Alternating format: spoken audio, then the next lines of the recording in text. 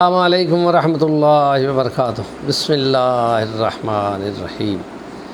ایمان، اسلام، دین، دنیا، آخرت، جنت، دوزخ، کمبینیشن دیکھیں، دو کا کمبینیشن ہے۔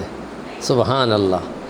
اس سلسلے میں ایمان اندر ہے، ایمان بنیاد ہوتا ہے، درخت ہوتا ہے، اس کی جڑ جب لگتی ہے تو تب درخت آگے بڑھتا ہے، تناور ہوتا ہے، پھل پھول لگتے ہیں اور شاخیں آسمان کو باتیں کرتی ہیں۔ تو یہ سٹیجیں ہیں، اس لیے ایمان بڑا ضروری ہے، اور یہ ایمان ہی ہوتا ہے کہ جو عمل کی بنیاد بنتا ہے۔ اس کے لیے فرمایا کہ نظافت، طہارت، پاکیزگی وہ نصف ایمان ہے، یعنی ایک عمل ہے، اس کی نیت کی جائے اور اس کو کیا جائے، وہ ایمان تک پہنچ جاتا ہے۔ اور اندر اگر حیا اور شرم رکھ دی جائے تو اس کو کہا گیا ہے کہ الحیاء نصف من الایمان، اور شطر من الایمان بھی کہا گیا، ایک بڑا حصہ ہے ایمان کا۔ تو یہ پاکیزگی اور نظافت اور طہارت جو وضو سے شروع ہوتی ہے اور عبادات تک آگے بڑھتی چلی جاتی ہے، اور پھر اس میں باقی میئرمنٹ آتے ہیں احتیاطی تدابیر کا، کہ جو سوچتے ہو اس میں بری بات کا سوچنا وہ بھی روکو۔ اس کے لیے فرمایا کہ لا تقربوا الفواحش ما ظہر منها وما بطن۔ یہ وما بطن کیا ہے؟ وہ چیز ہیں جو بد اخلاقی کی بنیادیں بنتی ہیں، ان کو روکنا ضروری ہے، تب وہ اخلاق کی بنیادیں بنتی ہیں۔ جیسے ہر چیز کی حفاظت ہوتی ہے اور اس کے لیے دیمک بھی ہوتی ہے، تو اس دیمک کو مارنے کے لیے حساب کتاب کیا جاتا ہے، میئرمنٹ کیے جاتے ہیں، تو اس کے لیے بھی، اس کا علاج کرنے کے لیے بھی یہ چیزیں دی گئی ہیں۔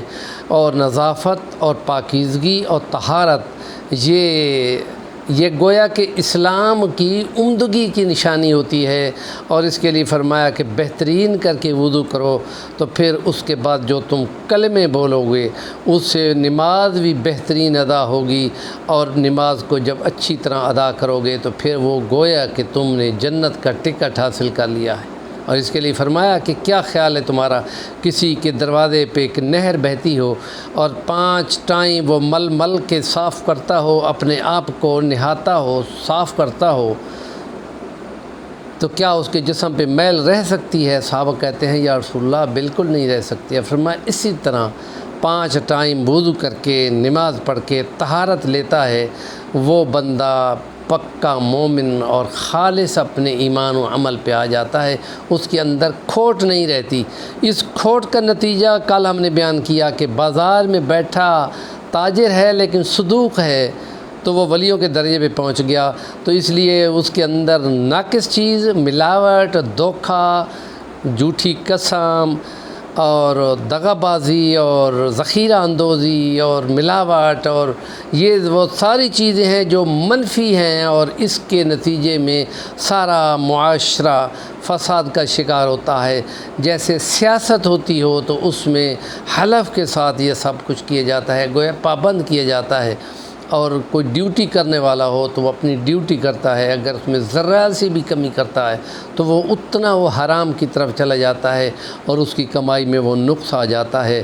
اور یہ تو بڑے جرائم میں سے ہے کہ رشوت لی جائے اور دھوکہ دیا جائے اور ڈاکہ مارا جائے اور چوری کی جائے اور قتل و غارت کیا جائے اور فساد کر کے لوٹ مار کی جائے۔